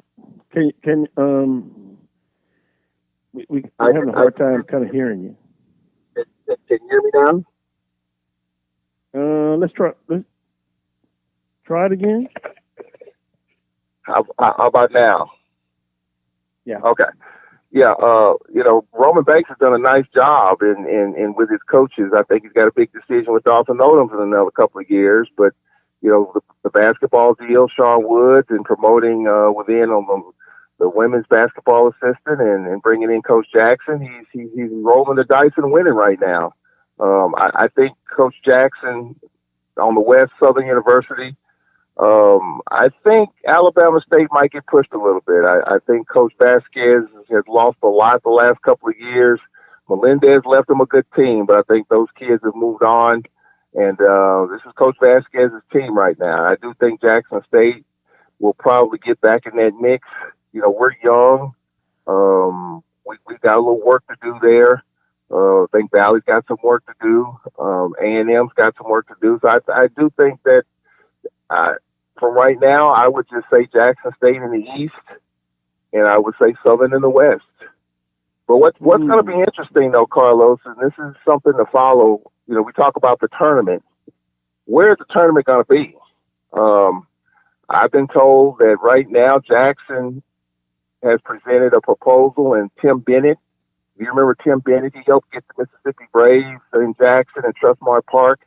Tim Bennett's back in the mix in terms of, putting some money in the conference's coffers to have the tournament at Smith-Will Stadium in Jackson, if that facility gets the upgrades that it passes the muster of the SWAC conference. If not, it'll be back in New Orleans, from what I've been told. But I think that, for the baseball tournament, I think it'll be wide open. I mean, I just think that right now you just got a couple of teams on each side. UAPB, Coach James, your buddy, it's been kind of a struggle for him. I'm looking for him to make a move as far as moving up in the West, but he hasn't been able to get there. And they got a new AD at UAPB that just started the other day. And so that, that'll change dynamics a little bit in terms of the expectations. So baseball is going to be something to talk about, Carlos, I think, in terms of where the tournament's going to be, what we can do to improve, baseball as a whole. Where should the tournament be? I love New Orleans personally, but I do know the coaches have had issues with the facility, small dugouts, which is the case, small fences, which is the case, and I don't know if they're going to make the upgrades to make it where it needs to be. So, we'll be following that. But I think Southern baseball is in a real good place. You got a young coach, and I'll just go out on a limb and say this, Carlos. If he wins it again, then some people are going to come after him. And he's a young coach, young guy, and that's exactly what, ADs look for, a young, energetic coach, especially in baseball. If he wins it again, then some people are going to be looking at him. Well, it's me and Dr. Prince were talking, and our number one, do not sell Texas Southern short at all.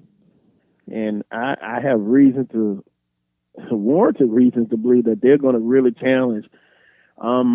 If you read the article, Coach Jackson talks about this team being awfully young, talented, but young. They do have some pitching. They bullpen performed well last year. But basically, he's saying that they're going to need a little time. And they're going to use an ambitious schedule to get ready for conference play. But I'm just saying, be very beware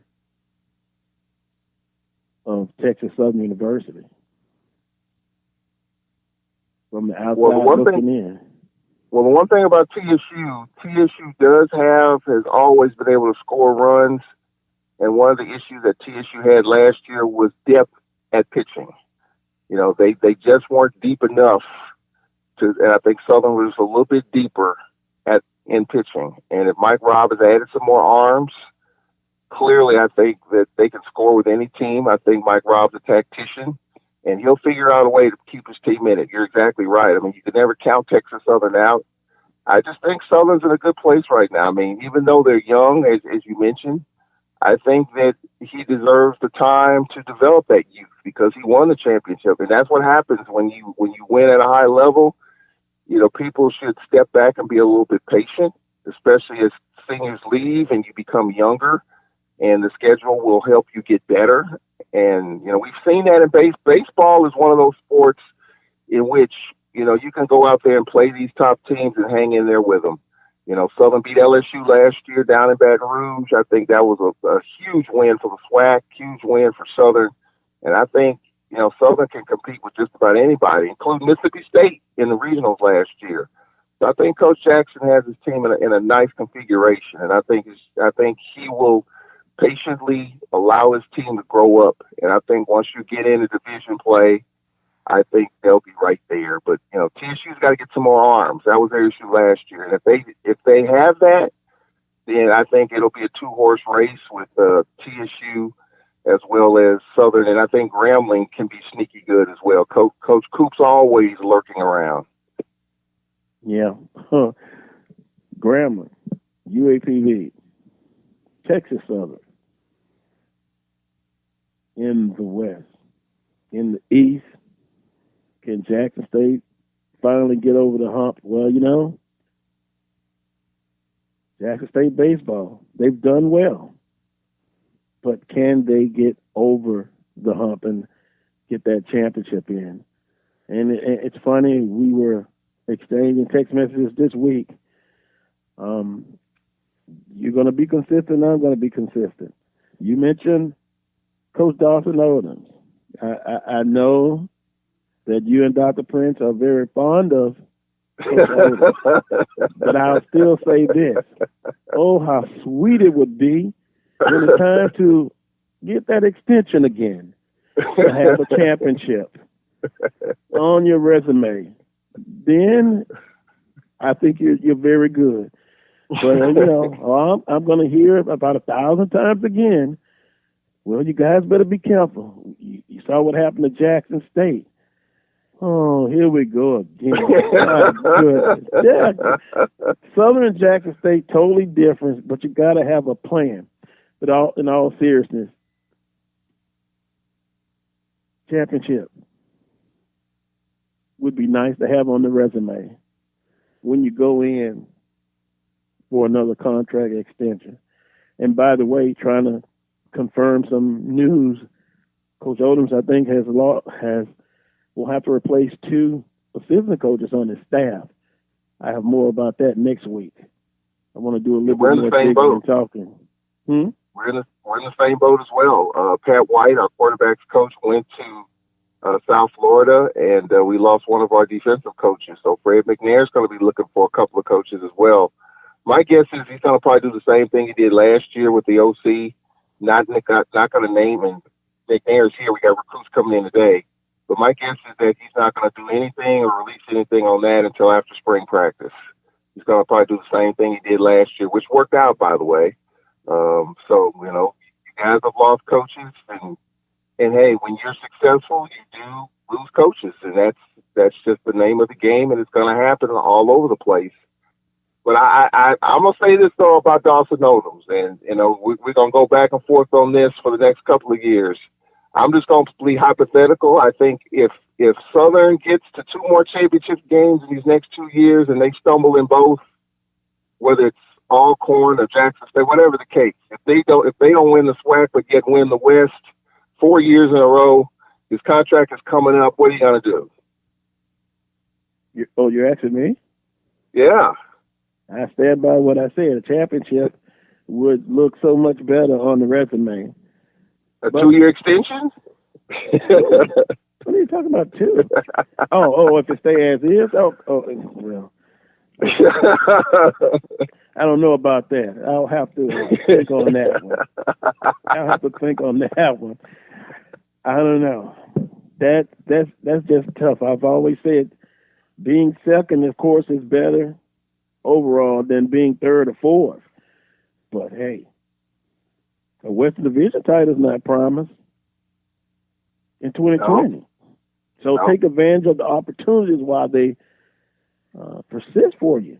They're there. But from a personal standpoint, Dawson Odums has brought that program so far, yet he has a ways to go.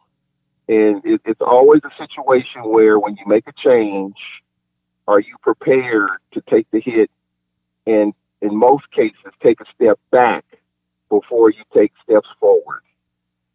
We're just looking forward. Is Southern prepared to do that? If Dawson Odums doesn't win a championship in 2 years, he wins the West, and a change is made, are you prepared to take a step back before you raise, or more steps back, more than one step?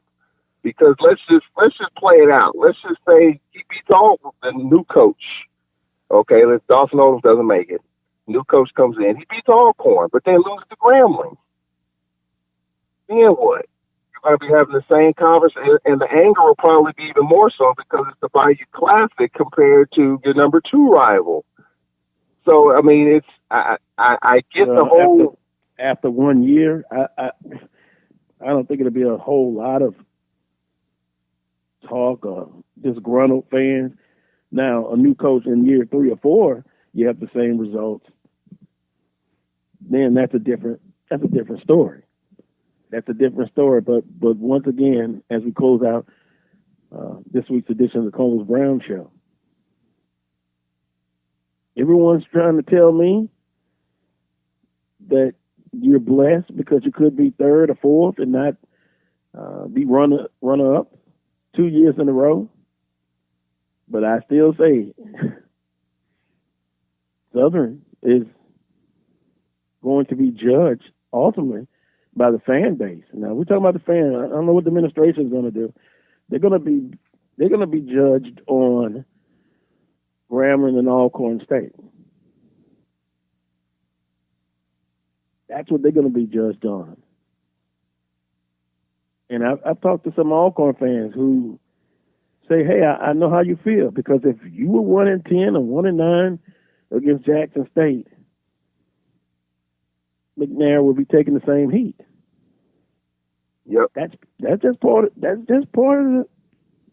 the game. Yep. Do you have to? Would you like to win a championship every year? Yes. What are the chances of that winning titles every year? They're not that good. But you can get to a point where you have to kick the door in and get a championship. If you go 3 years in a row and you win 1 championship, not bad at all. 2 would be great. But if you go 3 straight years and you don't get a championship, to me that just proves that you're an outstanding runner-up. Well, so it'll continue to be a discussion on that. Well, here's one quick question on that, and I've been listening to these other shows, and don't like to compare FBS to what we got going, but you look at Kirby Smart at Georgia. He wins his division, but can't win the SEC, and a lot of people think he's on the hot seat. Of course, he's making $7 million a year, so you understand that. But is Southern University closer to winning the SWAC, or are they closer to falling back in the pack? Are they closer to falling back to, let's say, Grambling, UAPB? I picked them to finish 3rd in 2020. Are they closer to that, or are they closer to winning the SWAC? Are they closer to Alcorn's level right now with 26 seniors that we lost that we're trying to replace? Or is Southern closer to falling back in the pack to where Grambling's lost a lot? You got UAPB that's still trying to come up. You got Prairie. You don't know what's going to happen there. They lost quarterback, running back. Where's Southern right now in the pecking order in the West? Are they closer to falling back, or are they just that much closer to, like you said, kicking the door in and winning the whole shebang?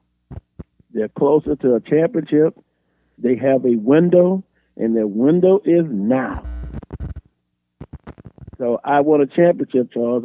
How much clearer can I be than that? That's just me talking.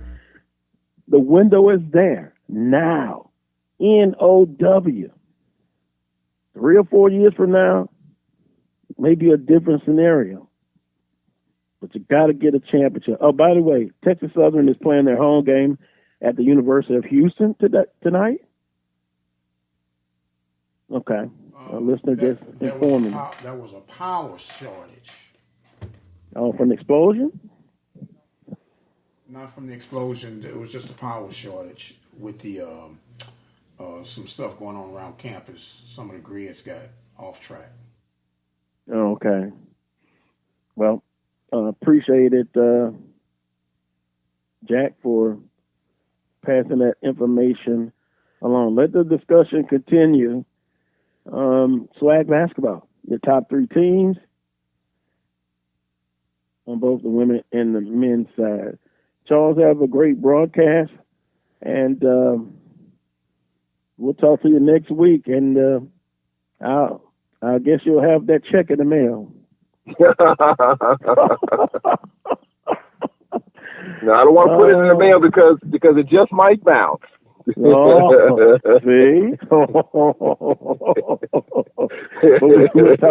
We'll talk to you next Saturday. All right, guys. Appreciate it. All right. I want to thank Dr. Michael Prince for producing today's show.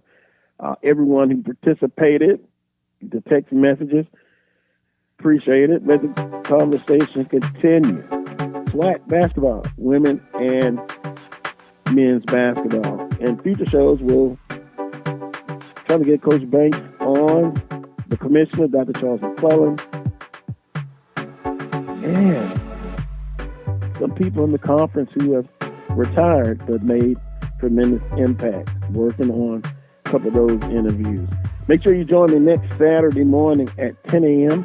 for another edition of the Carlos Brown Show, heard exclusively right here on the Open Mic Broadcast Network and Spreaker.com. Until that time, as always, remember, peace and God bless.